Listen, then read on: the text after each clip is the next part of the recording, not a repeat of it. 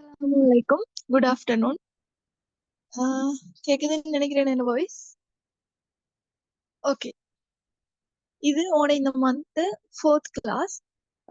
இன்னைக்கு நாங்க குருதி சுற்றோட்டம் எப்படி நடக்குதுன்னு நான் உங்களுக்கு லாஸ்ட் கிளாஸ்ல விளங்கப்படுத்தினேன். இன்னைக்கு நான் உங்களுக்கு இதயத்திர கட்டமைப்பை இன்னொருக்கா ஒரு ஷார்ட்டா சொல்லிட்டு இதயத்திர தொழிற்பாடு எப்படி, முக்கியமான பகுதிகள் என்ன, இதோட தொடர்புடைய நோய்கள் என்னன்னு நான் பார்ப்போம். சரியா? ஓகே. எங்களுக்கு தெரியும் இதயம்னு சொல்றது 4 அறைகளை கொண்டது. அதுல நான் உங்களுக்கு சொல்லி தந்தேன், இந்த வலது சோனை அறைகள் சோனை அறைகள் 2 மேல காணப்படும், இதய அறைகள் 2 கீழே காணப்படும். இது வலது பக்கம், எனவே இது வலது சோனை அறை. அதே நேரம் இடது பக்கம் மிகிறது இடது சோனை அறை. அடுத்தது வலதுல கீழே பக்கம் மிகிறது எனது வலது இதயவரை. அதே மாதிரி இடது பக்கத்துல கீழே வாய்க்கிறது இடது இதயவரை. வலது சோனை அறையில மேற்பெருநாளமும் கீழ்பெருநாளமும் வந்து என்ன செய்யும், திறக்கும். அதே மாதிரி இடது சோனை அறையில எங்களோட சுவாசப்பை நாளங்கள் வந்து திறக்கும். பாருங்க, இந்த yellow கலர்ல காட்டிக்கிறாங்க. அடுத்தது நான் உங்களுக்கு சொல்லி தந்தேன், வலது சோனை அறைக்கும் வலது இதயவரைக்கும் இடையில முக்கூர் வாழ்வு காணப்படும். இடது சோனை அறைக்கும் இடது இதயவரைக்கும் இடையில இருக்கூர் வாழ்வு காணப்படும். அதே மாதிரி இந்த வலது இதயவரையிலிருந்து சுவாசப்பை நாடி ஆரம்பிக்கும், அங்கனைக்கு அரைமதி வாழ்வுகள் காணப்படும். அதே மாதிரி இடது இதயவரையிலிருந்து தொகுதி பெருநாடி ஆரம்பிக்கும், அதுலயும் அரைமதி வாழ்வுகள் காணப்படும். இந்த விஷயம் நீங்க தெரிஞ்சுக்கணும். பாத்தீங்கன்னா இதுல வந்து சில குருதி குழாய்களை வந்து நாங்க நாடின்னு சொல்றோம். அதே மாதிரி கொஞ்சம் பேர் என்ன சொல்றோம், நாளங்கள்னு சொல்றோம். ஏன் இந்த நாடி நாளம்னு என்ன டிஃபரெண்ட்னா, மெயினா வந்து நாங்க இந்த இடத்துல நாடின்னு சொல்றது என்னன்னா, அவங்க வந்து இதயத்துல இருந்து குருதியை வந்து வெளிநோக்கி கொண்டு போவாங்க. அதாவது ஏனைய உறுப்புகளுக்கு ஆக்சிஜன் ஏற்றப்பட்ட குருதியை கொண்டு போற ஆக்களை தான் நாங்க நாடிகள்னு சொல்லுவோம். அதாவது இதுல மெயினா வந்து ஹெல்ப் பண்றது இது தொகுதி பெருநாடி. அதே மாதிரி நாள தொகுதின்னு சொல்றது என்னன்னா, ஆக்சிஜன் இறக்கப்பட்ட குருதியை உடல்ல இருந்து எல்லா ஏனைய பகுதிகள்ல இருந்து இதயத்தை நோக்கி கொண்டு வராக்கள் தான் நாளங்கள். இங்க பாருங்க, மேல் பெருநாளம், கீழ் பெருநாளம், சுவாசப்பை நாளம் எல்லாமே என்ன செய்யும், இதயத்தை நோக்கி என்ன செய்யும், குருதியை கொண்டு வரும். இந்த விஷயம் நீங்க தெரிஞ்சுக்கணும். அடுத்து பாருங்க, இன்னைக்கு ஒரு பிக்சர்ல காட்டிக்கிறாங்க எப்படி எங்களோட குருதி சுற்றோட்ட தொகுதி, அதாவது நாடிகள் நாளங்கள் எவ்வாறு ஒழுங்கமைக்கப்பட்டிருக்குதுன்னு காட்டிக்கிறாங்க. இங்க பாருங்க, நான் உங்களுக்கு லாஸ்ட் கிளாஸ்லயே விளங்கப்படுத்தினேன். அதாவது தலை, கழுத்து, இந்த கை பகுதியில இருந்துள்ள ஆக்சிஜன் இறக்கப்பட்ட குருதியை மேல் பெருநாளம் கொண்டு வரும். அதே மாதிரி உடல்ல கீழ் பகுதியில இருந்து ஆக்சிஜன் இறக்கப்பட்ட குருதியை கீழ் பெருநாளம் கொண்டு வரும். அதே மாதிரி பாருங்க, ஆக்சிஜன் ஏற்றப்பட்ட குருதியை உடல்ல இருந்து எல்லா இடத்துக்கும் கொண்டு போற வேலையை யாரு செய்யற, தொகுதி பெருநாடி. இங்க பாருங்க, தலை கைகளுக்கு ஒவ்வொரு நாடிகள் இருக்குது. சரியா?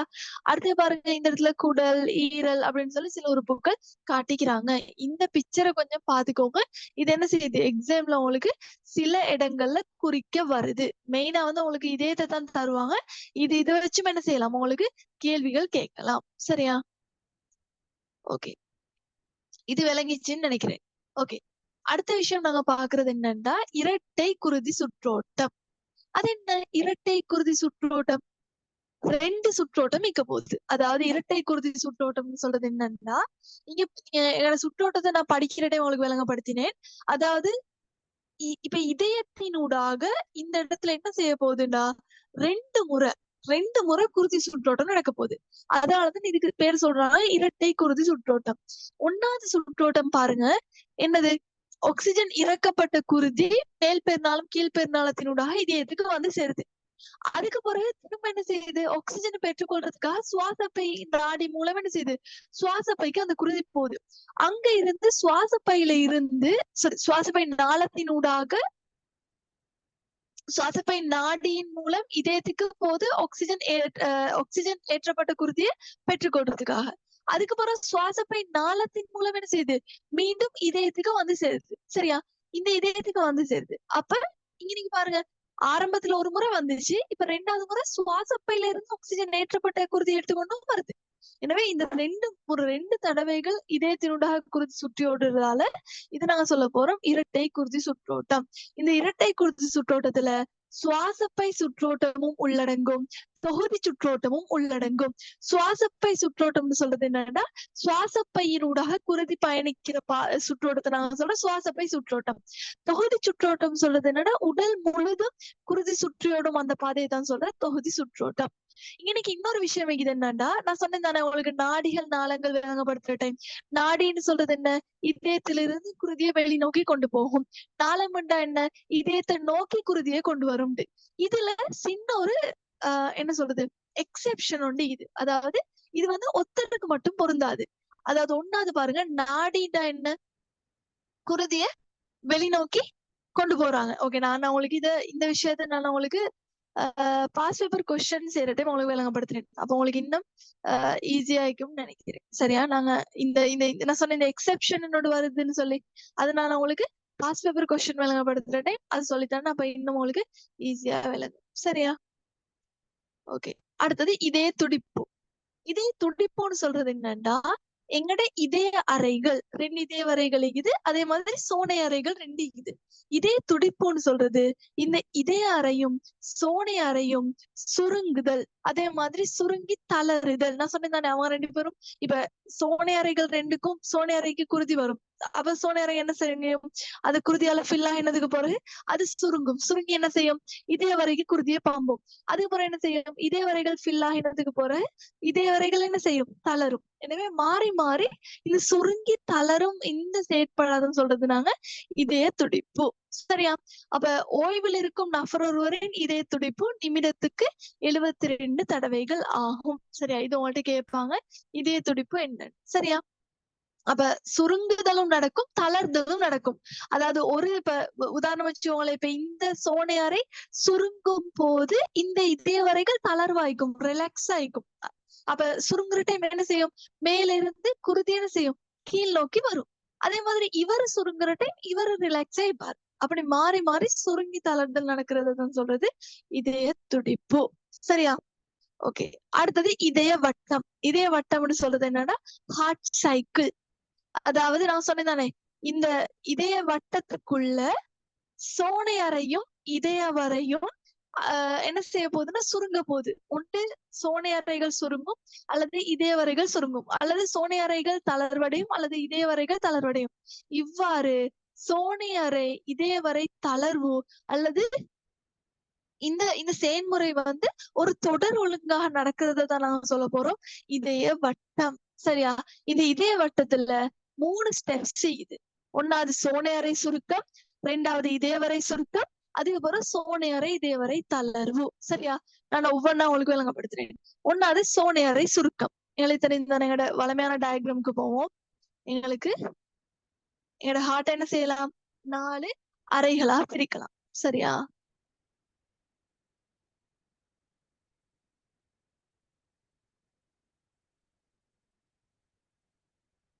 இப்ப நான் சொன்னதானே இதய வட்டம் ஹார்ட் சைக்கிள்னு சொல்றது என்னன்னா, இப்ப மாறி மாறி இந்த இதய வரைகள் சோனை அறைகள் சுருங்கி தளர்ற செயற்பாடு ஒரு தொடர் ஒழுங்குல நடக்கிறது தான் நான் சொல்ல போறோம் இதய வட்டம்.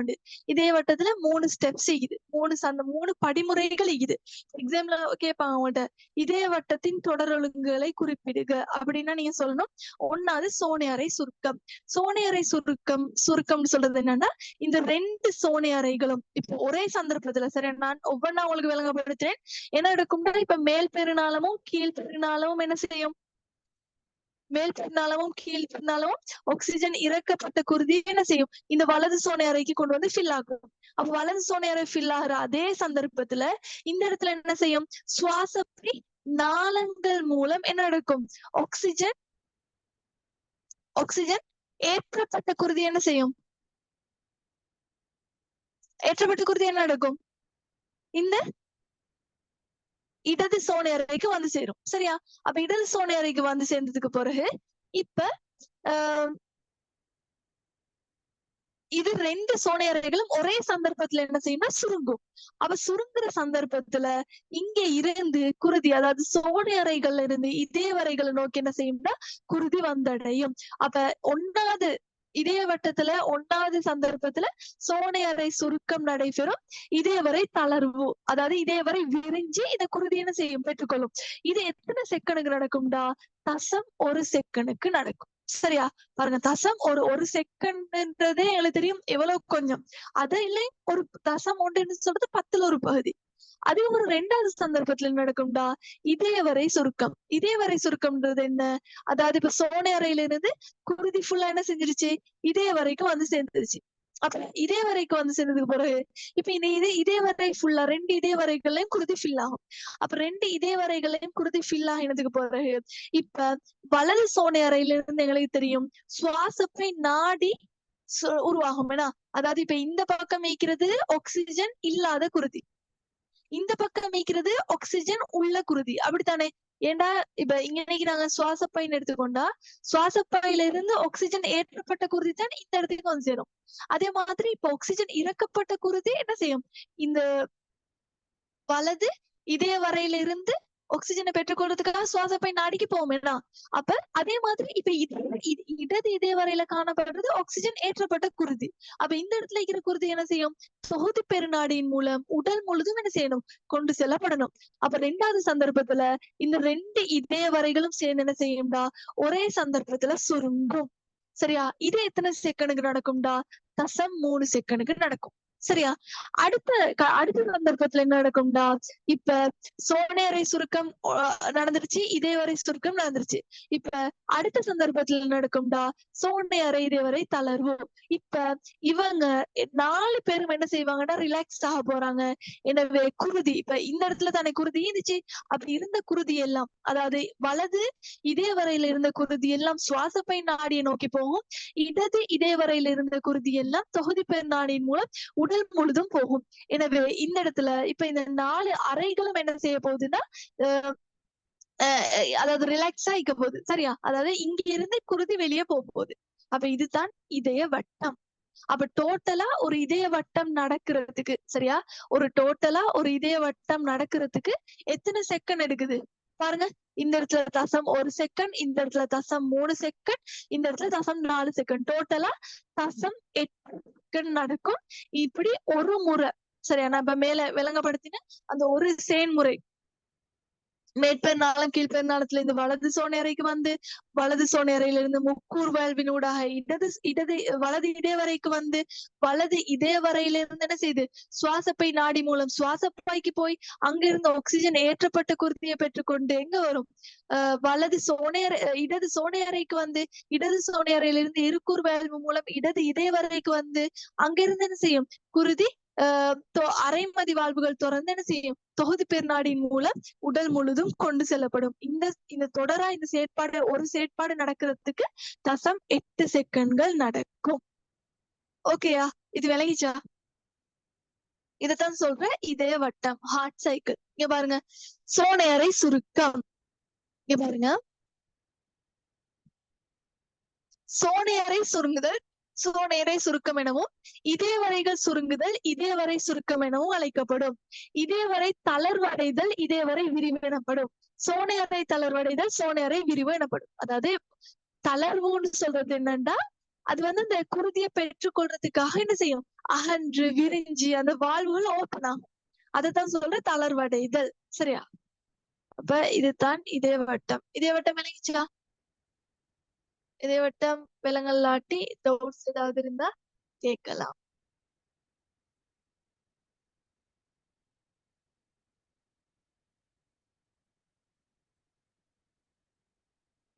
அடுத்தது இப்ப இந்த இதயத்துல தொழிற்பாடு சரியா நடக்குதா, இப்ப இந்த வாழ்வுகள் எல்லாம் சரியா திறந்து மூடுதான்னு நாங்க எப்படி பாக்குறோம்.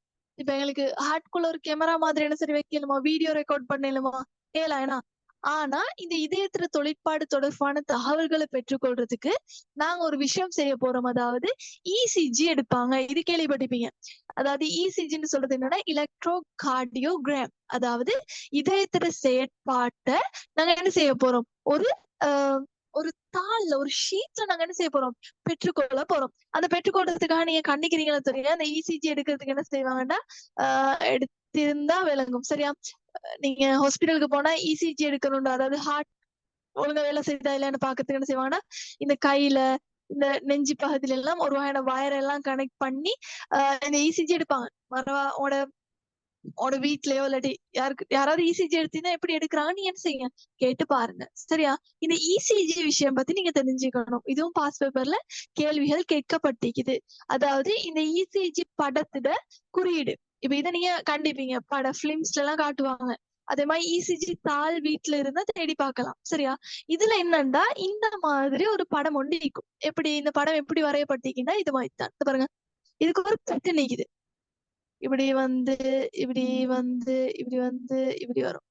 திரும்ப என்ன செய்யும்? என் கோலம் மாதிரி இப்படி வந்து இப்படி போயிட்டு இப்படி வந்து திரும்ப இப்படி வந்து இப்படி இப்படி இந்த அலை வடிவம் என்ன செய்யும்னா போய்கொண்டே இருக்கும். அப்ப இதுதான் ஒரு ஆரோக்கியமான மனிதன் அலை வடிவம். இப்ப நீங்க தெரிஞ்சுக்கணும், இப்ப ஒரு ஹார்ட் சரியா வேலை செய்தான்றதுக்கும் இந்த படத்துக்கும் என்ன கனெக்ஷன் ஆயிக்கும்? இந்த படத்துக்கும் அதுக்கும் என்ன கனெக்ஷன் இருந்தா, இந்த படத்துல இருக்கிற ஒவ்வொரு சந்தர்ப்பமும் ஒவ்வொன்றை குறிக்கும். அதாவது எப்படின்னா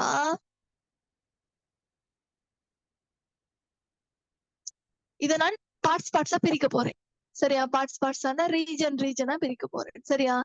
இந்த ஷேப் ஒரு விஷயத்தையும் இந்த இந்த ஷேப் வந்து ஒரு விஷயத்தையும் இந்த ஷேப் வந்து ஒரு விஷயத்தையும் எங்களுக்கு சொல்ல போகுது. அதாவது இந்த முதலாவது இந்த சின்ன பம்ப் இதுதானே இந்த அலை வடிவம் எங்களுக்கு என்னத்தை சொல்லும்டா? சோனையறை சுருக்கத்தை குறிக்கும். சரியா? சரியான ஒரு ஆரோக்கியமான ஒரு மனிதன்ல சோனையறை சுருக்கத்துல சரியான வடிவம் இதுதான். அப்ப நீங்க பாக்குறீங்க இசிஜி வந்து இப்படி உயரமா இருக்குது. அப்ப ஒன்னாவது பிக்சர் இப்படி உயரமா வரையலுமா? ஏலா. அப்ப இது எவ்வளவு தூரம் உயரலாம்? இதுக்கெல்லாம் ஒரு அளவு இது. சரியா? இந்த குட்டி குட்டி பாக்ஸ்ல எவ்வளவு தூரத்துக்கு உயரலாம் ரீடிங் எல்லாம் மிகுது. அதை வச்சுதான் இது ஆரோக்கியமா இல்லையான்னு பாக்குறது. சரியா? அதே மாதிரி இந்த ரெண்டாவது இந்த வடிவம் தான் இந்த முக்கோணி மாதிரி ஒரு கும்பகம் மாதிரி இப்படி ஒண்ணு போகுது. இந்த வடிவம் என்னது சொல்லும்டா இதே வரை சுருக்கத்தை சொல்லும். சரியா? இதே வரை சுருக்கத்துல சரியான ஷேப்பை குறிக்கும். அதே மாதிரி இந்த மூணாவது வடிவம் பாருங்க, இந்த மூணாவது வடிவம் என்னத்தை குறிக்கும்டா? சோனையறை இதயவரை தளர்வை குறிக்கும். அதாவது சோனையறைகள் இதயவரைகள் ரெண்டுமே அதுக்குள்ள இருந்த குருதி எல்லாம் என்ன செய்ய போகுது? சுவாசப்பை நாடிக்கும் தொகுதிக்கரு நாடிக்கும் அனுப்பினதுக்கு போற அது எம்டி ஆகும் தானே. எம்டி ஆகி அவங்க கொஞ்ச நேரம் ரெஸ்ட் ஆகிப்பாங்க. அந்த சந்தர்ப்பத்தை குறிக்கும். சரியா? எனவே இது ஒவ்வொன்றுக்கும் ஆங்கில எழுத்துக்கள் காட்டப்பட்டிருக்குது. இந்த ஆங்கில எழுத்துக்களாலதான் இசிஜி குறிக்கணும். இந்த ஒன்னாவது வடிவம் பி, அது இந்த கியூ, இது ஆர், இது எஸ், இது டி. இது நீங்க வரைய தெரிஞ்சுக்கணும். சரியா? இது வரைய தெரிஞ்சுக்கணும். இது வந்து உங்கள்ட்ட எக்ஸாம்ல சிம்பிளா கேட்கலாம். அதுல இன்னொரு விஷயம் இது என்னடா, இப்ப இந்த ஒன்னாவது வர்ற இந்த சின்ன பம்ப் இதுதானே, இது வந்து ஒரு சின்ன ஹைட்லயும் அதுக்கு பிறகு வர இந்த பம்ப். சரியா? இது வந்து கொஞ்சம் பெருசாவும் வைக்கணும். சரியா? பிளக்லயே வரைஞ்சிட்டேன் பாருங்க. ஒப்பீட்டு அளவுல இந்த பியை விட இந்த டி வந்து என்ன செய்யும்? கொஞ்சம் உயர்வாக வரையப்படணும். சரியா? இதுதான் இசிஜி. விளைச்சா? இது எப்படி கேள்வி வந்துக்குதுன்னு நான் உங்களுக்கு விளங்கப்படுத்துறேன். சரியா? அடுத்தது எனக்கு தெரியும் இதயத்துல இருந்து வர சத்தம் என்ன? இதயம் என்ன மாதிரியான சத்தத்தை தரும்? சில வேற வேற சவுண்ட் எல்லாம் கேட்கும். இதயத்துல நோமலான, அதாவது இதயத்துல சத்தம் இல்லை, இதய துடிப்புட நோமலான சவுண்ட் என்னன்னா லப் டப், லப் டப். இந்த மாதிரிதான் ஒலி கேட்டுக்கொண்டு நிற்கும். சரியா? நீங்க ஒரு ஸ்டெதஸ்கோப் போன்ற காதுல போட்டு கேட்டீங்கன்னா இந்த சத்தம் ஒலி கேட்கும். சரியா? இதுல வந்து இந்த லப் ஒலி, சரியா, இந்த லப் ஒலி வந்து டப் விட நீண்டது. இது எக்ஸாம்ல கேட்டு வந்துக்குது. சரியா? லப்பொலி வந்து எப்ப வரும்டா? அதாவது இருக்கூர் முக்கூர் வேல்வுகள் திறந்து மூடும் போதுதான் இந்த லப்போன்ற சத்தம் கேட்கும். டப்புன்ற சத்தம் எப்ப கேட்கும்டா? அரைமதி வாழ்வுகள் மூடப்படும் போது டப்புன்ற சத்தம் கேட்கும். பாருங்க, என்னோட ஹார்ட்ல இன்னைக்கு வாழ்வுகள் இதுதானே ஒரு ஜன்னல் மாதிரி தான். இந்த இருக்கூர் வேல்வும் முக்கூர் வேல்வும் மூடப்படுதுன்னா அந்த இடத்துல லப்புன்ற சத்தம் கேட்கும். அதே மாதிரி இந்த அரைமதி வாழ்வுகள் ரெண்டும் மூடப்படும் போது என்ன செய்யும்? டப்புன்ற சத்தம் கேட்கும். அது லப்புன்ற ஒலிதான் கொஞ்சம் நீண்டதாக காணப்படும். சரியா?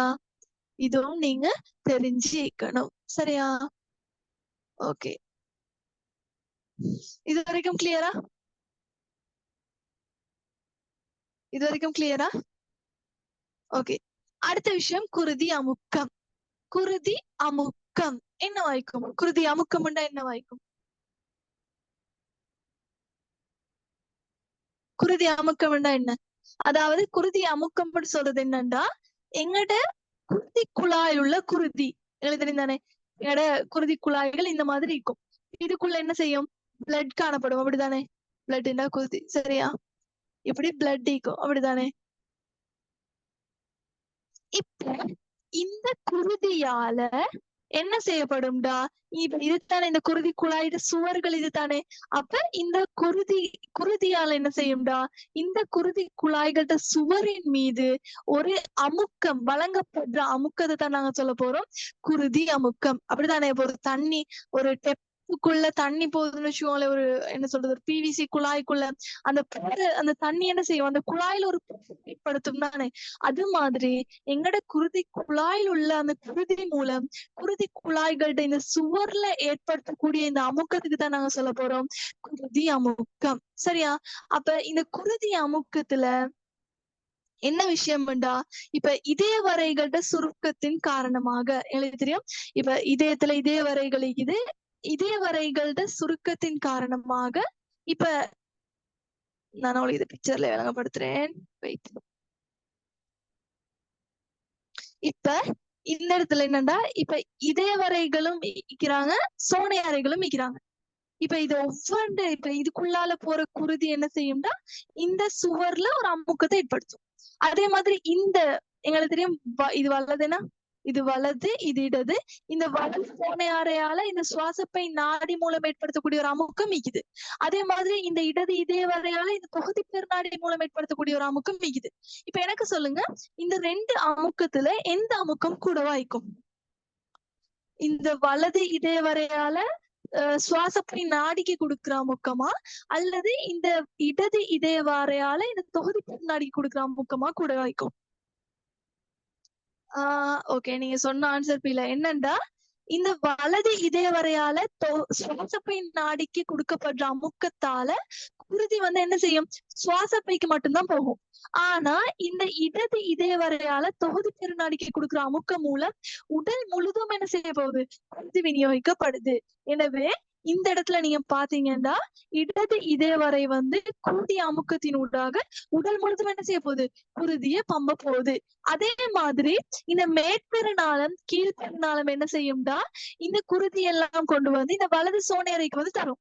அப்ப இந்த இடத்துலயும் ஒரு அமுக்கம் உருவாகும். ஆனா இந்த மேற்பெருநாளம் கீழ்பெருநாளத்தால ஏற்படுத்தப்படுற அமுக்கத்தோட இந்த வலது இதய வரை இந்த சுவாசப்பை நாடியில் ஏற்படுத்தப்படுற அமுக்கத்தை ஒப்பிட்டீங்கன்னா, இந்த வலது இதய வரை இந்த சுவாசப்பை நாடிக்குள்ள ஏற்படுத்தக்கூடிய அமுக்கம் உயர்வாய்க்கும். ஏன்டா ஞாபகம் வச்சுக்கோங்க, நாளங்கள்ல காணப்படுற சுவரை விட நாடிகளோட சுவர் தடிப்பு கூடியது. எனவே உயர் அமுக்கம் பிரயோகிக்கப்படும், சரியா? இந்த விஷயம் நீங்க தெரிஞ்சுக்கணும். எனவே குருதி அமுக்கம் சொல்றது அந்த குருதி குழாயினூடாக பயணிக்கக்கூடிய குருதி குழாய்களின் சுவர் மீது ஏற்படுத்தக்கூடிய அமுக்கம். இப்ப எங்களுக்கு தெரியும், ஹாஸ்பிட்டல்ஸ்ல நீங்க போனீங்கன்னா ப்ரெஷர் செக் பண்ணுவாங்கன்னா, பிளட் ப்ரெஷர். அப்ப அவங்க அந்த அந்த அதாவது நார்மலா என்ன வார்த்தையில சொல்ற ப்ரெஷர் மீட்டர், ஆனா அதுல சரியான பேர் வந்து ஸ்டிக்மோமெனோமீட்டர். அதாவது கையில ஒரு மாதிரி ரோல் ஒன்று மாதிரி சுத்தி கையில செய்வாங்க, அப்படி பம்ப் பண்ணுவாங்க. பம்ப் பண்ணி என்னமோ ஒன்று பாப்பாங்கன்னா, அப்ப நீங்க டாக்டரா என்ன செய்யலாம், உங்களுக்கும் செக் பண்ணலாம். அப்ப அந்த ஸ்பிக்மோமெனோமீட்டரால அவங்க செக் பண்றது வந்து இந்த எங்கட குருதி அமுக்கத்தை தான். ஒரு ஆரோக்கியமான ஒத்தட குருதி அமுக்கம் எவ்வளவுடா, 120 கீழ் 80 மில்லிமீட்டர் எச்ஜி. எச்ஜின்னு சொல்றது ரசம். அதாவது இன்னைக்கு ஒரு நீங்க தேவைதான் நான் சும்மா சொல்றேன். சரி, இன்னைக்கு ஒரு மீட்டர் மாதிரி உண்டு. இதுக்கு பிறகு நீங்க என்ன செய்யுங்க, படிச்சு தந்தது கூட நடக்கிற விஷயங்கள் அவதானிங்க, சரியா? இன்னைக்கு ஒரு ப்ரெஷர் மீட்டர் ஒன்று இருக்கும் டாக்டர் கிட்ட. அப்ப இன்னைக்கு வந்து ஒரு ரசம் ஒன்று இருக்கும், சரியா? இந்த ரசத்துல ரீடிங்க தான் பாக்குறேன், சரி? இதுக்குள்ள ரசம் காணப்படும். இப்ப இவர் கையால இந்த பம்பு அப்படி அமுக்கி அமுக்கி அமுக்கி இவர் என்ன செய்யும், இந்த ரசம் அப்படியே மேல் நோக்கி போகும். மேல் நோக்கி போய் எங்கனைக்கு நிக்குதோ அதுதான் என்ன செய்யும், இந்த குருதி அமுக்கத்தை காட்டும். இப்ப நீங்க யோசிக்கலாம், இது என்ன 2 பெருமானம் இருக்குது, 120 அடுத்து 80, ஏன் இப்படி சொல்றாங்கன்னு உங்களுக்கு டவுட் வரலாம். 120 அதாவது சாதாரணமா 110ல இருந்து 120 இந்த பெருமானம் என்னத்த சொல்லும்டா, இது வந்து சுருங்கல் அமுக்கம். சுருங்கல் அமுக்கம்னு சொல்றது என்னண்டா, அதாவது இதய வரைகள், சரியா? இடது இதய வரை பெருநாடியின் மீது ஏற்படுத்தக்கூடிய அமுக்கம் தான் இந்த 110ல இருந்து 120. அதே மாதிரி அடுத்த அமுக்கம் 80ன்னு சொல்றது என்னன்னா, அதாவது இந்த அமுக்கம் வந்து தளர்வு அமுக்கம். தளர்வு அமுக்கம்னு சொல்றது என்ன? தளர்வு அமுக்கம்னு சொல்றது என்னது? அதாவது ரிலாக்ஸ் ஆகிக்கிற டைம்.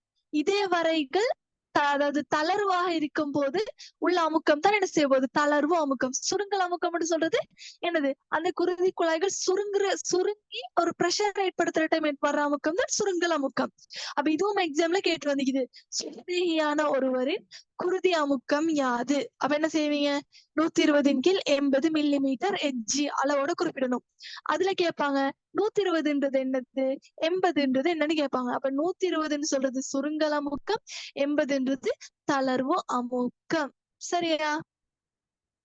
இதுவும் கேள்வியில கேட்டு வந்துக்குது. சரியா? இங்க பாருங்க, இடது இதயவரை சுருங்குவதால் குருதியானது தொகுதி பெருநாடிக்கு தள்ளப்படும் போது சுருங்கல் அமுக்கம் உருவாகும். அதே மாதிரி பூரண இதய பிரிவின் போது தொகுதி பெருநாடின் மீது சுவர் மீது ஏற்படுத்தப்படும் அமுக்கம். அதாவது 2 சந்தர்ப்பத்திலையுமே நாங்க அளக்குறது வந்து இந்த தொகுதி பெருநாடியில ஏற்படுத்தப்பட்ட அமுக்கம் தான். சரியா? சுருங்கல் அமுக்கம்னு சொல்றது இது அப்படியே சுருங்கி கேட்கிற குருதி எல்லாம் இந்த தொகுதி பெருநாடிக்கு அனுப்புற டைம் வர்ற அமுக்கம். அமுக்கம்னு சொல்றது என்னண்டா, இது இதயம் தளர்வா இருக்கும் போது, அதாவது இங்க இருக்கிற குருதி எல்லாம் அனுப்பினதுக்கு பிறகு தளர்வாக உள்ள போது உள்ள அமுக்கம் தான் என்னது? தளர்வு அமுக்கம் அல்லது விரிவு அமுக்கம்னு சொல்லுவோம். சரியா? இத பத்தி நீங்க மிச்சம் டீட்டெயிலா தேவையில்ல. உங்களுக்கு பேசிக்கான கொஸ்டின்ஸ் தான் எக்ஸாம்ஸுக்கு வரும். சரியா? நீங்க வொரி பண்ண தேவையில்லை. அப்ப இந்த பிளட் பிரஷர் எதுல தங்கிக்குதுண்டா? கூடிய வயசு கூட கூட பிளட் பிரஷர் கூடும். அதான் சொல்லுவாங்க வயசானவங்களுக்கு பிரஷர் கூடண்டு. ஏன்னா அவங்களுக்கு நார்மலாவே டென்ஷன் அந்த மாதிரி பிரச்சனைகள் யோசிச்சு கொண்டிருப்பாங்க. சீனி இருந்தா, அதாவது நீரிழிவு நோய் இருந்தா என்ன செய்யும்? பிரஷர் கூடும். அதே மாதிரி நோய் நிலைமைகள் வேற வேற நோய்கள் இருந்தாலும் பிரஷர் கூடும். அடுத்த மனக்குழப்பம், டென்ஷன், ஸ்ட்ரெஸ். இப்ப உங்களுக்கு நாளைக்கு எக்ஸாம், இப்ப உங்களோட பிரஷர் வந்து பார்த்தா கூடதான் நிற்கும். உங்களுக்கு 120/80 காணப்படாது. சரியா? ஓகே. அப்ப உங்களுக்கு இந்த குருதி சுற்றோட்ட தொகுதியில இவ்வளவு நேரம் சொல்லி தந்த விஷயங்கள் விளங்கிச்சா? இதே சுற்றோட்டம் எப்படி நடக்குது, இதோட பகுதிகள் என்ன,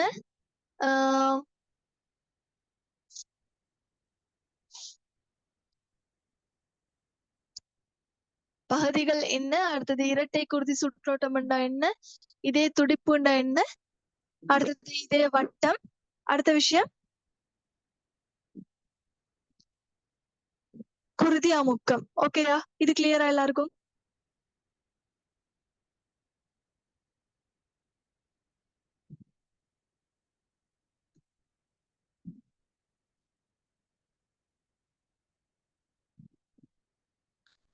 ஓகே, இது கிளியர்ண்டா நாங்க அடுத்த விஷயத்துக்கு போவோம்.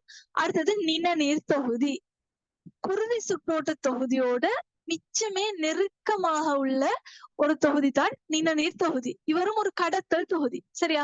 இப்ப குருதி சுற்றோட்ட தொகுதி எவ்வாறு பதார்த்தங்களை இப்படி குருதி எல்லாம் கடத்துதோ அது மாதிரி இந்த நிணநீர் தொகுதியும் என்ன செய்ய போகுதுண்டா? ஒரு கடத்தல் தொகுதி. இவர் என்ன செய்வாருண்டா, இங்க பாருங்க, இப்ப எங்களோட இதயம் இங்க காணப்படுது. இதயத்திலிருந்து நாடி நாளங்கள் எல்லாம் இப்படி இதயத்தோட தொடர்புடையதா காணப்படும் தானே.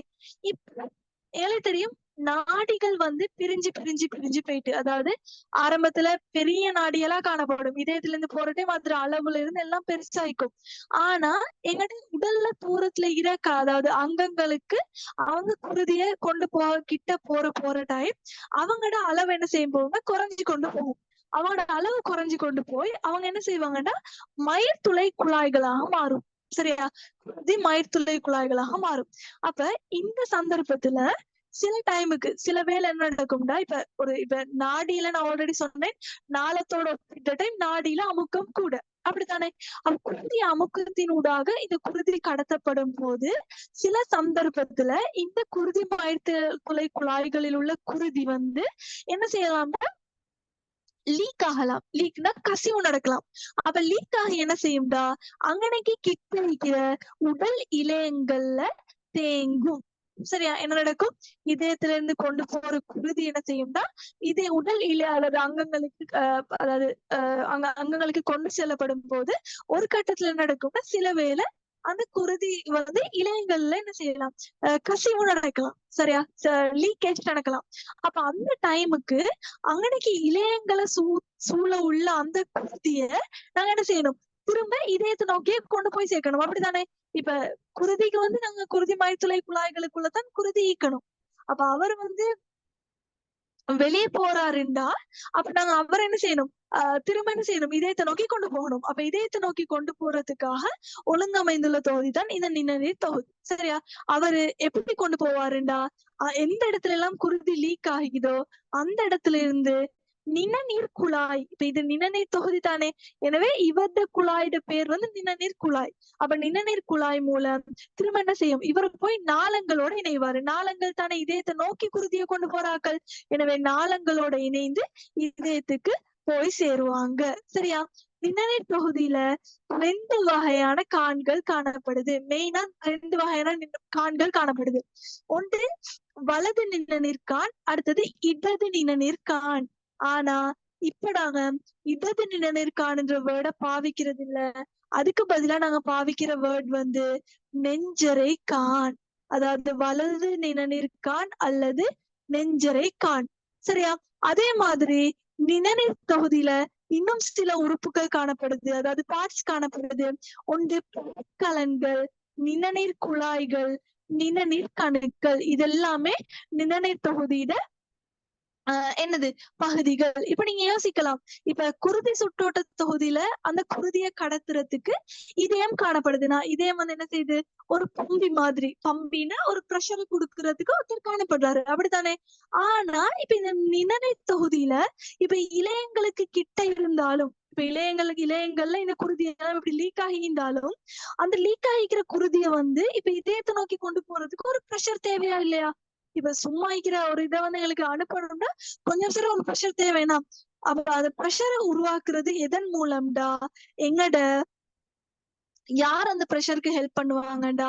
எங்கட தசை தொகுதி, அதாவது எங்கட உடல்ல இருக்கிற தசைகள். சரியா? மெயினா பாருங்க, நிணநீர் தொகுதியில வந்து இந்த ஒரு அமுக்கத்தை உருவாக்குறதுக்காக எங்கட உடல் இழையங்கள் என்ன செய்யும்டா?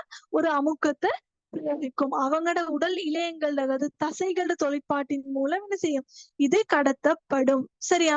இப்ப நீங்க யோசிக்கலாம், இந்த நிணநீர் தொகுதியோட வேலை இது மட்டுமா? அதாவது இழையங்களுக்கு இடையில தேங்கி காணப்படுற குருதி அனுப்புறது மட்டுமா இந்த நிணநீர் தொகுதியோட வேலைன்னா இல்ல. அதுக்கு மேலதிகமா இவர் இன்னொரு வேலையை செய்வாரு. எங்கட உடல்ல இன்ஃபெக்ஷன், அதாவது நோய் தாக்கங்கள் ஏதாவது ஏற்படும் போது அந்த நோயாக்கிகளை தின்குழிய செயல் மூலம் என்ன செய்யும்? அழிக்கிற வேலைய இது செய்யும். உங்களுக்கு தெரியுமா, இன்னைக்கு நிணநீர் தொகுதியில நான் ஒரு பகுதி பார்த்தேன், நிணநீர் கணுன்னு சொல்லி. அப்ப இந்த நிணநீர் கணுக்கள் எங்கெங்க காணப்படும்டா? எங்கட கழுத்துல, கக்கத்துல, கவடுல காணப்படும், தோலுக்கு கீழே. நீங்க எப்ப சரி கேள்விப்பட்டிருக்கீங்களா டொன்சிலைட்டிஸ்? அதாவது கழுத்துக்கு கீழே இருக்கிற நெறி வீங்கும். சில டைம் வந்து எங்கட கையில அக்குள் பகுதியில, அக்குள் பகுதின்றது என்னது? இந்த இடத்துல சில டைம் கட்டி மாதிரி பிடிப்படும். அதே மாதிரி இந்த கழுத்துலயும் ஒரு வகையான கட்டி மாதிரி பிடிப்படும். அப்ப இது இப்ப நிணநீர் கணுக்கள் மெயினா இந்த இடத்துல தான் காணப்படுது. இப்ப ஒருவேளை ஏதாவது தொண்டையில ஏதாவது இன்ஃபெக்ஷன் வந்துச்சுன்னா உடனே என்ன செய்யும்? இது வந்து நல்ல ஓவரா எக்ஸ்ட்ரா வேலை செய்யும் அந்த கிருமி எப்படி சில அழிக்கிறதுக்காக. அப்படி வேலை செய்யற டைம் அங்கன கீக்கிற நிணநீர் கணுக்கள் என்ன செய்யும்டா? வீங்கும். அதைத்தான் நீங்க சொல்றீங்க நெறிக்கட்டுன்னு சொல்லுவாங்க. அப்ப இதுதான் நிணநீர் தொகுதியில மெயினான வேலை. சரியா? இப்ப நிணநீர் தொகுதி உதாரணமா அந்த பாருங்க, வலது நிணநீர் குழாய், இடது நெஞ்சரை கான். இது ரெண்டுமே போயிட்டு எங்க சேருது? வலது காரையன்பு நாளம், இடது காரையன்பு நாளத்தோட சேர்ந்து என்ன செய்யும்? இதயத்துக்கு குருதிய அதாவது லீக்கா தேங்கி நிற்கக்கூடிய அந்த குருதியில் உள்ள அந்த பதார்த்தங்கள் எல்லாம் சேர்ந்து திரும்ப இதயத்தை நோக்கி அனுப்பும். அப்ப இதுதான் எங்கட நிணநீர் தொகுதி. சிம்பிளா சொல்லிக்கிறேன். உங்களுக்கு கேள்வி செய்யற டைம் இன்னும் நான் என்ன செய்றேன்? எக்ஸ்பிளைன் பண்றேன். சரியா? சில விஷயங்களை சிம்பிளா எடுத்துக்கோங்க. ஏன்னா இப்ப நீங்க 1வது முறை படிக்கிற டைம் உங்களுக்கு மைண்டுக்கு உடனே வரணும். ஏன்னா நிணநீர் நீங்க வேற எதுவும் யோசிக்க கூடாது. உடனே உங்க மைண்டுக்கு வரணும். நிணநீர் தொகுதின்னு சொல்றது என்னன்னா, இப்ப அதாவது இதயத்திலிருந்து கொண்டு போகக்கூடிய குருதி, நாடி மூலம் விநியோகிக்கப்படுற குருதி சும்மா சரி எங்க சரி உடல் இழையங்களுக்கு இடையில தேங்கி காணப்பட்டா அது திரும்பவும் என்ன செய்யணும்? இதயத்தை நோக்கி கொண்டு வர வேலை செய்யறதுதான் இந்த நிணநீர் தொகுதி. அதே மாதிரி நோயாக்கிகள், நுண்ணங்கி தொற்றுகள் ஏற்படும் போது அந்த நோயாக்கிகளை தின்குழிய செயல் மூலம் அழிக்கிற வேலையை என்ன செய்யணும்? இது செய்யணும். சரி, உங்களுக்கு சிம்பிளா என்ன செய்யணும்? ஒரு ஐடியா ஒன்றாவது வரணும். சரியா? ஓகே, அப்ப இதுதான் நிணநீர் தொகுதியில உள்ள விஷயம். ஓகேயா? கிளியரா? கொஞ்சம் மெசேஜ் ஒன்று போடுங்க, கிளியராண்டு. அப்படி கிளியர்னா உங்களுக்கு எங்கட குருதி சுற்றோட்ட தொகுதியோட தொடர்புடைய நோய்கள் சம்பந்தமா பார்க்கலாம்.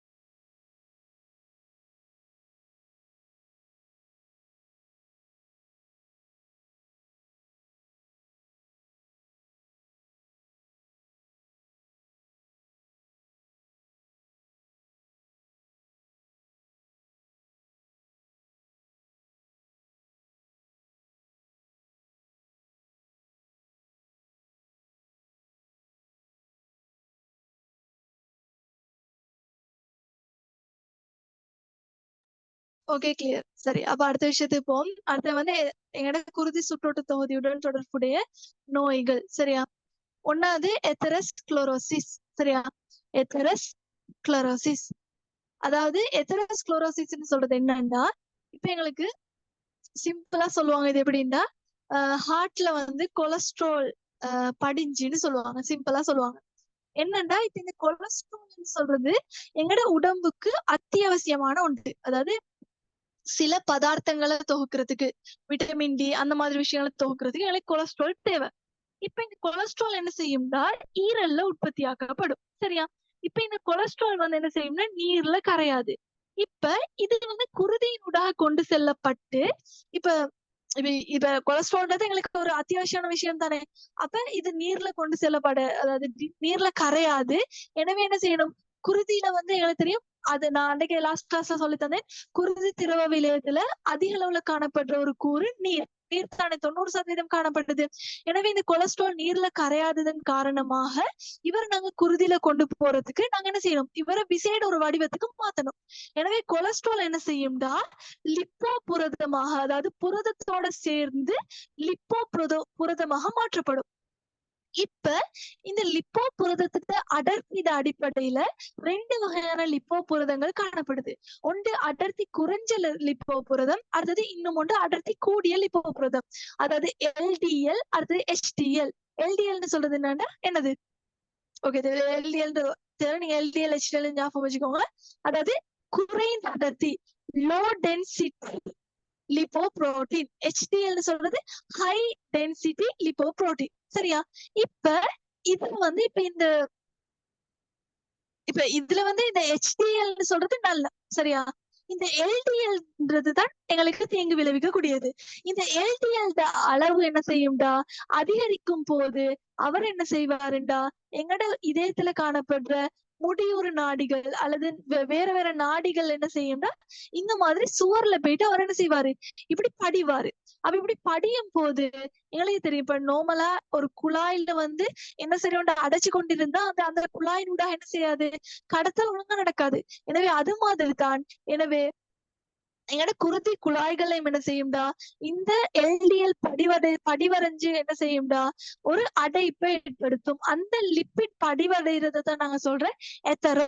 எத்தரோன்ற வேர்டு மீனிங் வந்து அந்த நாடிட சுவர்கள்ல வந்து அந்த லிப்பிட் படிகிறத தான் சொல்றேன். சரியா? அப்ப இந்த மாதிரி இந்த கொலஸ்ட்ரால் படிகிறதால என்ன நடக்கும்டா, அந்த இடத்தினூடாக குருதி போகாது. எனவே தடங்கள் ஏற்படும். எனவே இதைத்தான் நாங்க சொல்ல போறோம். அப்ப இப்படி தடங்கள் ஏற்படும் போது அப்ப ஆக்சிஜன் சப்ளை நடக்காது. எனவே அவங்களுக்கு நெஞ்சில வலி ஏற்படும். அப்ப இதைத்தான் சொல்றாங்க நாங்க எத்தெரோஸ்க்ளரோசிஸ். சரியா? அப்ப தொடர்ந்து இந்த அடைப்பு வந்து நீக்கப்படாம இருந்தா நடக்கும்னா இந்த வலி, நெஞ்சு வலி கூடி என்ன செய்யலாம், ஹார்ட் அட்டாக்னு சொல்லுவாங்க. ஏன்னா அதாவது அந்த இடத்துக்கு குருதி விநியோகம் நடக்காம என்ன செய்வாங்க, அவங்களுக்கு மரணம் ஏற்படலாம். சரியா? அப்ப இந்த நீங்க தெரிஞ்சுக்கணும் என்னன்னா, இந்த கொலஸ்ட்ரால் கூட உள்ள சாப்பாடுகள், இப்ப திடீர்னு எங்க உடம்புல கொலஸ்ட்ரால் கூடாது. சரியா? நாங்க எடுக்கிற உணவுகள்ல எந்த, அதாவது குறை அடர்த்தி கொண்டு, நான் சொன்னேன் தானே, அந்த எல்டிஎல் அதிகமா உள்ள உணவுகளை நாங்க என்ன செய்யணும், தவிர்த்து கொள்ளணும். எக்ஸாம்பிள் மாட்டிறைச்சி, அடுத்தது வந்து பன்றிறைச்சி நாங்க சாப்பிடுறது இல்ல, அடுத்தவங்க சாப்பிடுவோம் பன்றிறைச்சி. அடுத்து முழு ஆடை பால்மா, ஃபுல் கிரீம் மில்க் பவுடர். அடுத்தது முட்டையிட மஞ்சள் கரு, இறால், அதே மாதிரி ஈரல் போன்ற உணவுகள் என்ன செய்யணும், அதிக அளவு சாப்பிடுறத குறைச்சு கொள்ளணும். எனவே எத்தரோஸ்க்ளரோசிஸ் வரத தவிர்த்து கொள்ளலாம். சரியா? அடுத்த 2வது நோய் நிலைமை உயர் குருதி அமுக்கமும் தாழ் குருதி அமுக்கமும். சரியா? ஓகே, எனக்கு சொல்லுங்க, இந்த எத்தரோஸ்க்ளரோசிஸ் கிளியராண்டு?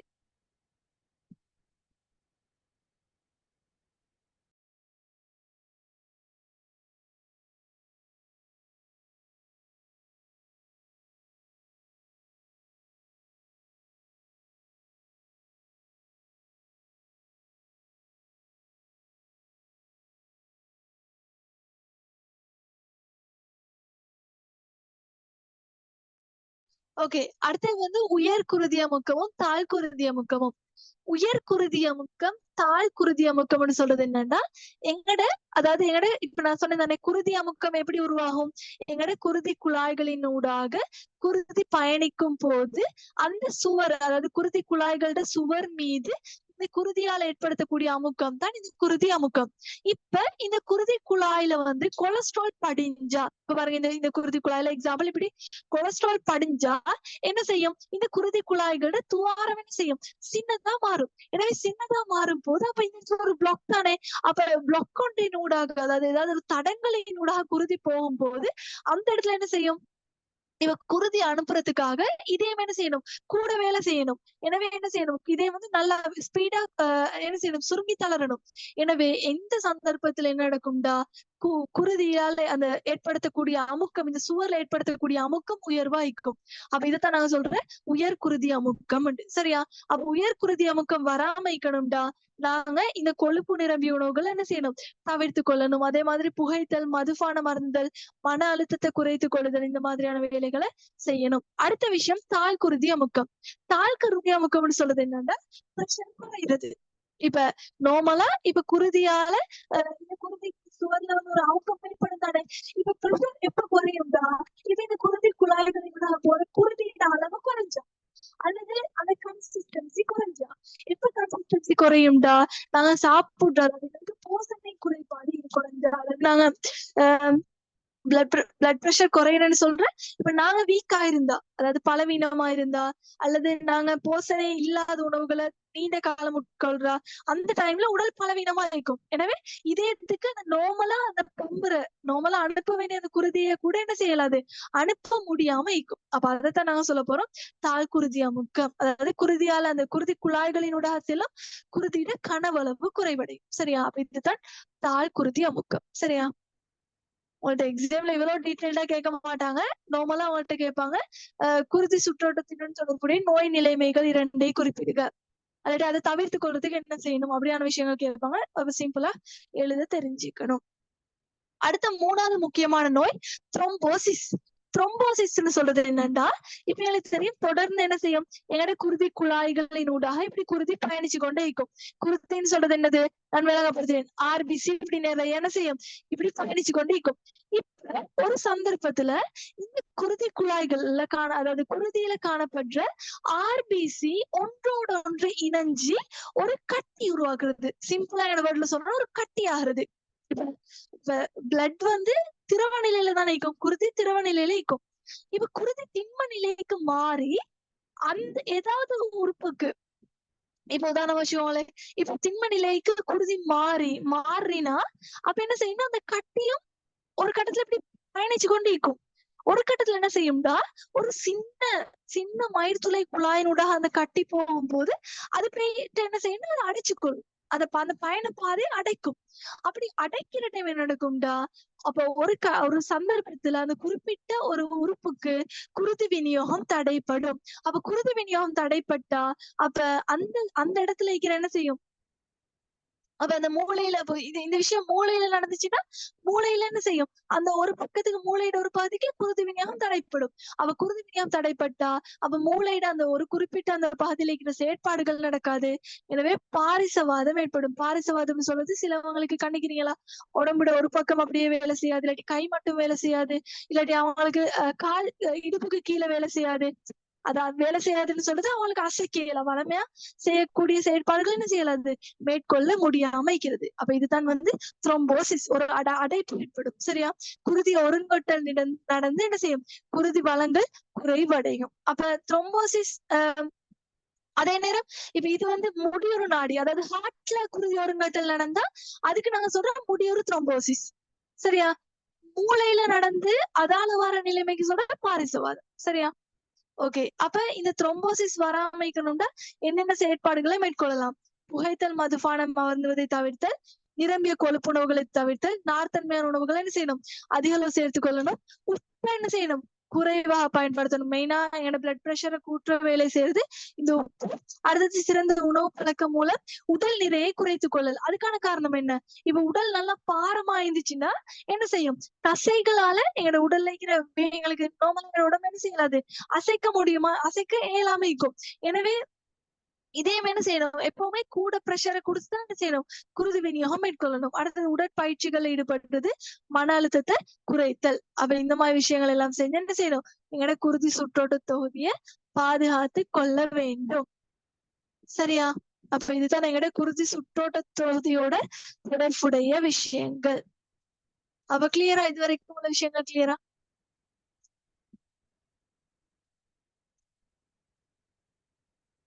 ஓகே, நான் உங்களுக்கு கேள்வி கொஞ்சம் காட்டுவோன்னு யோசிச்சேன். பாருங்க, உங்களோட புக்லயும் தந்திக்கிற கேள்வியை பாருங்க.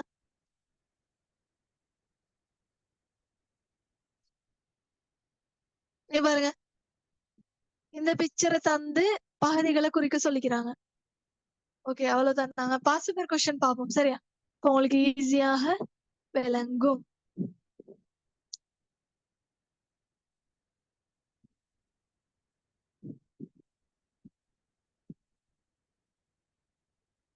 ஓகே, இது வரைக்கும் உள்ள விஷயங்கள் கிளியரா? ஏதாவது டவுட் இருந்தா கேட்கலாம், மெசேஜ் ஒன்று போடுங்க குயிக்கா.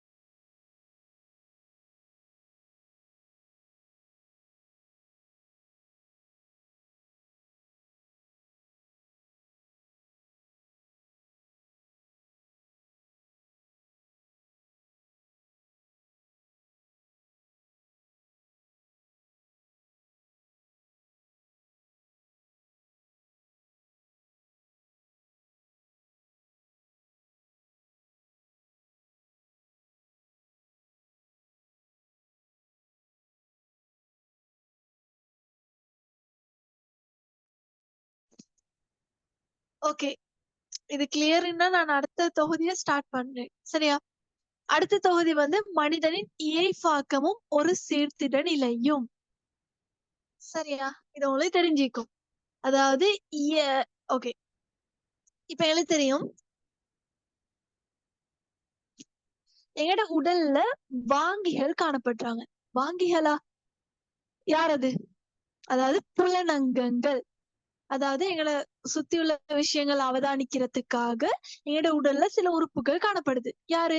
கண், காது, மூக்கு, நாக்கு, தோல். இவங்களுக்கு நான் ஒரு ஸ்பெஷலான பேர் சொல்லுவேன். என்னது? ஐம்புலன்கள் அப்படி சொல்லுவோம் வேணா. அப்ப இந்த ஐம்புலன்களால உணரப்படுற விஷயங்களுக்கு ஏற்பதான் நாங்க என்ன செய்வோம்? ஒரு ரியாக்ஷனை கொடுப்போம். அப்படித்தானே? ஒரு கண்ணொண்ட பார்த்து சொல்லுது. நான் இப்ப அந்த சைட் என்ன சரி ஒரு என்ன செய்யுது, ஒரு குழி ஒன்று காணப்படுது. அப்ப நாங்க நடந்து போய்த்துட்டு இருக்கிறோம். கண்ணால பாக்குறோம். என்ன செய்யறோம்? கொஞ்சம் எங்கட ரூட்டை மாத்துறோம். அதே மாதிரி ஒரு சத்தம் ஒன்று கேக்குது. ஒரு இடத்துல இருந்து ஓடணும். எனவே காது அந்த விஷயத்தை தருது. அது அப்படி எங்கட உடல்ல வந்து என்ன செய்யுது? இந்த ஐம்புலன்கள் மூலம் பல்வேறு விஷயங்கள் என்ன செய்வது? உணரப்படுது. அதே மாதிரி இப்ப இந்த புலனங்கங்களால புறச்சூழல்ல நடைபெறக்கூடிய மாற்றங்களை நாங்க என்ன செய்யறோம்? பெற்றுக்கொள்றோம். இப்ப அந்த மாற்றங்களுக்கேற்ப நாங்க என்ன செய்யணும்? ஒரு விளைவை காட்டணுமா இல்லையா? அப்ப அந்த விளைவை காட்டுறதுக்கு நான் சொல்றது துலங்கள். அதாவது தூண்டலுக்கேற்ப துலங்கள் என்ன செய்யணும்? காட்டணும். அப்ப விளைவு காட்டுறதுக்கு எங்களோட உடம்புல விளைவு காட்டிகள் காணப்படுறாங்க. யாரெல்லாம் விளைவு காட்டிகள்? தசைகளும் சுரப்பிகளும். தசைகள் எப்படி விளைவு காட்டிகள் ஆகிக்குது? இப்போ உதாரணமா ஒரு கையில முள் குத்துதுன்னு வச்சுக்கோங்களேன். நீங்க டக்குன்னு என்ன செய்வீங்க? கை எடுப்பீங்க. உன கைக்குள்ள என்ன காணப்படுது? தசைகள் தான் காணப்படுது. மெயினா தசைகள் சுருங்கி விரிகிறதன் மூலம் தான் என்ன செய்யுது? அசைவுகள் மேற்கொள்ளப்படுது. சரியா? அதனால்தான் தசைகள் சுரப்பிகளை நாங்க என்ன செய்யறோம்? விளைவு காட்டிகள்னு சொல்றோம். அப்ப இந்த புலனங்கங்களுக்கும் விளைவு காட்டிகளுக்கும் இடையில என்ன செய்யப்படணும்? அது அப்ப ஒரு புலனை உணர்ந்து அதுக்கேத்த மாதிரி ரியாக்ஷனை காட்டணும்டா எங்கட உடல்ல பல்வேறு உறுப்புகள் சேர்ந்து என்ன செய்யணும்? இயங்கணும். அப்ப அந்த இதைத்தான் நான் சொல்ல போறோம். சேர்ந்து இயங்குறது தான் சொல்ல போறோம். இயைபாக்கம். சரியா? அதாவது தூண்டலுக்கேற்ப துலங்களை காட்டுவதற்காக பல்வேறு அங்கங்கள் இணைந்து என்ன செய்யுது? செயற்பாடுகளை மேற்கொள்றது தான் நான் சொல்ல போறோம். இயைபாக்கம். சரியா? அப்ப இந்த இயைபாக்கத்தை காட்டுவதற்காக எங்கட உடம்புல வந்து என்ன செய்யுது? 2 தொகுதிகள் காணப்படுது. ஒன்று நரம்பு தொகுதி, அடுத்தது அகஞ்சுரக்கும் தொகுதி. நரம்பு தொகுதி என்ன செய்யும்? அதாவது அதனால மேற்கொள்ளக்கூடிய இயைபாக்கத்தை நான் சொல்றேன் நரம்பு இயைபாக்கம். இயைபாக்கம் என்ற வேர்டு உங்களுக்கு புதுசா இருக்க சான்ஸே இல்லை. ஏன்னா இப்ப கிரேட் 9க்கு இயைபாக்கம் இன்ட்ரடக்ஷன் இருக்குது. இயைபாக்கம் சொல்றது அதாவது தூண்டலுக்கேற்ப துலங்களை காட்டுவதற்காக உடல் உறுப்புகள் அனைத்தும் என்ன செய்யுது? சேர்ந்து இயங்குதல், அது ஒன்றிணைந்து இயங்குறது தான் சொல்ற இயைபாக்கம். சரியா? அப்ப நரம்பு இயைபாக்கம்னு சொல்றது எங்களை நரம்பு தொகுதியால மேற்கொள்ளப்படுது. அடுத்தது அகஞ்சுரக்கும் தொகுதின்னு ஒன்று காணப்படுது. இது என்ன செய்யும்டா? ரசாயன இயைபாக்கத்தை மேற்கொள்ளும்.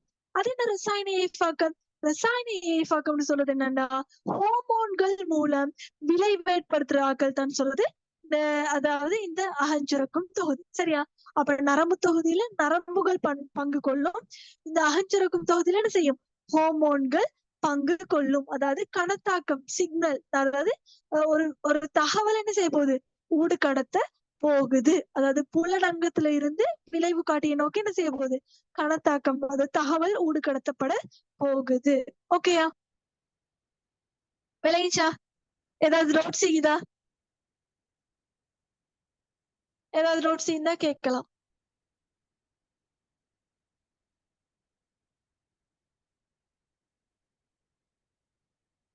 ஏதாவது டவுட்ஸ் இருந்தா கேட்கலாம்.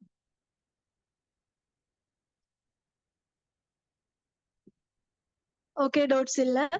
அடுத்த விஷயம், இந்த நரம்பு இயைபாக்கத்துல வந்து அதாவது நரம்பு இயைபாக்கத்துல நான் சொன்னேன் என்னது? நரம்புகள் பங்கு கொள்ள போகுதுன்னு. இப்ப இந்த நரம்பு தொகுதி இது. சரியா? நரம்பு தொகுதியில கட்டமைப்பலகு நரம்பு களம். இப்ப நான் சொன்னேன் தானே, சிறுநீரக தொகுதியில கட்டமைப்பலகு சிறுநீரகத்தி. அதே மாதிரி சுவாச தொகுதியில கட்டமைப்பலகு சிற்றறைகள். அதாவது அந்த குறிப்பிட்ட தொகுதியில மிக எளிய கட்டமைப்பு தான் நான் சொல்றேன். அந்த கட்டமைப்பலகு உண்டு. அப்ப இந்த நரம்பு இயைபாக்கத்தை மேற்கொள்றாக்கள் நரம்புகள். நரம்புகள் எல்லாம் சேர்ந்து நரம்பு தொகுதியை உருவாக்கும். நரம்பு தொகுதியில கட்டமைப்பலகு யாரு? நரம்பு களங்கள். எங்களோட உடம்புல 3 வகையான நரம்பு களங்கள் இருக்குது. ஒன்னாவது புலன் நரம்பு களம், இயக்க நரம்பு களம், இடை தூது நரம்பு களம். புலன் நரம்பு களம் என்ன செய்யும் சொல்லுங்க பாப்போம். புலன் நரம்பு களம் என்ன செய்யும்? தகவலை உணரும். இயக்க நரம்பு களம் அந்த உணர்ந்த தகவலுக்கு எப்படி ரியாக்ஷனை காட்டுற வேலையை செய்யும். இடை தூண்டு நரம்பு களம் என்ன செய்யும்? புலன் நரம்பு களத்துக்கும் இயக்க நரம்பு களத்துக்கும் இடையில காணப்படுவாரு. அங்கால வாங்கி அப்படியே கொடுப்பாரு. வாங்கி கொடுக்கறதுக்கு ஒருத்தர் வேணும் தானே, அந்த வேலை செய்யறதுதான் இடை தூது நரம்பு களம். சரியா? எனக்கு நரம்பு தொகுதியை 2ஆ பிரிக்கலாம். மைய நரம்பு தொகுதி, சுற்றேல் நரம்பு தொகுதி. உங்களுக்கு நரம்பு தொகுதிக்கு நான் ஒரு அழகான பிக்சர் ஒன்று காட்டுறேன். சரியா? அப்போ உங்களுக்கு இந்த பாடம் இன்னும் அழகா விளங்கும். இங்க தந்து இல்ல, வெயிட்.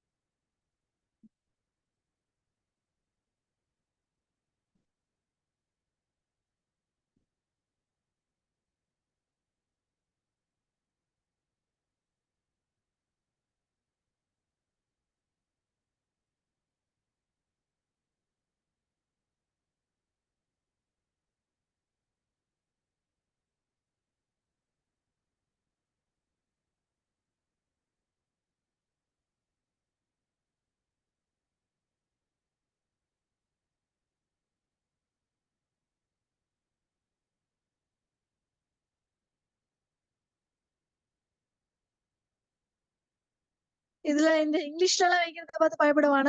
இந்த மாதிரி ஒரு கட்டமைப்பை கண்டிப்பீங்கன்னா இதுதான் என்னோட நரம்பு தொகுதி. நரம்புகள் எல்லாம் சேர்ந்து உருவாக்கப்பட்டு ஒரு பிக்சர் தான் காட்டப்பட்டிருக்குது. இது எங்களுக்கு 2ஆ பிரிக்கலாம். எப்படி பிரிக்கலாம் 2ஆ? ஒன்று மைய நரம்பு தொகுதி, அடுத்தது சுற்றேல் நரம்பு தொகுதி. மைய நரம்பு தொகுதிக்கு கீழே தான் மூளையும் முன்னானும் வரும். மூளை கேள்விப்பட்டிருப்பீங்க, முன்னான் இதுவும் கேள்விப்பட்டிருக்கீங்க, மறந்துட்டீங்க. சரியா? மூளை முன்னான் இது ரெண்டும் மைய நரம்பு தொகுதி கீழே வரும். சுற்றேல் நரம்பு தொகுதின்னு சொல்றது என்னன்னா, மூளையில இருந்து வர நரம்புகள், அதாவது மண்டையோட்டு நரம்புகளையும் முன்னாண்ல இருந்து வர நரம்பும் முன்னான் நரம்புகளையும் இந்த சுற்றேல் நரம்பு தொகுதி கொண்டிருக்கும். சரியா? அதாவது 12 சோடி மண்டையோட்டு நரம்புகளும் முன்னாண்ல 31 சோடி நரம்புகளும் காணப்படும். இது ரெண்டும் சேர்ந்து சுற்றேல் நரம்பு தொகுதி உருவாக்கும். மைய நரம்பு தொகுதி கீழே மூளையும் முன்னானும் வரும். சரியா? அப்ப இந்த பிக்சர்ல நான் உங்களுக்கு காட்டினா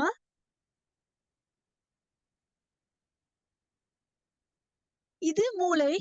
முன்னான்னு சொல்றது இப்படியே வாரது, முள்ள தண்ணின் ஊடாக வாரது முன்னான். சரியா? இது மூளை, இது மூளையோட வர இதுக்கு சொல்ற முன்னான். இப்ப மூளையில இருந்து கொஞ்சம் நரம்புகள் வரும் தானே, அவங்கதான் மண்டையோட்டு நரம்புகள்.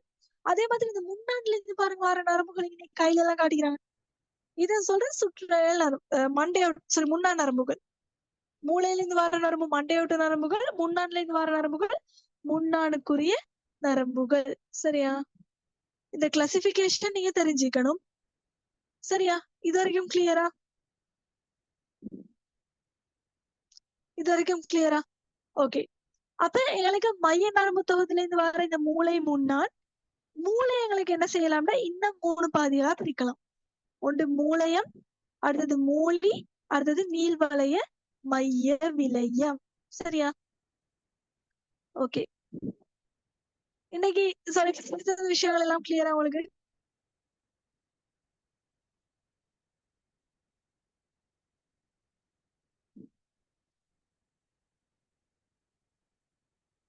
ஓகே.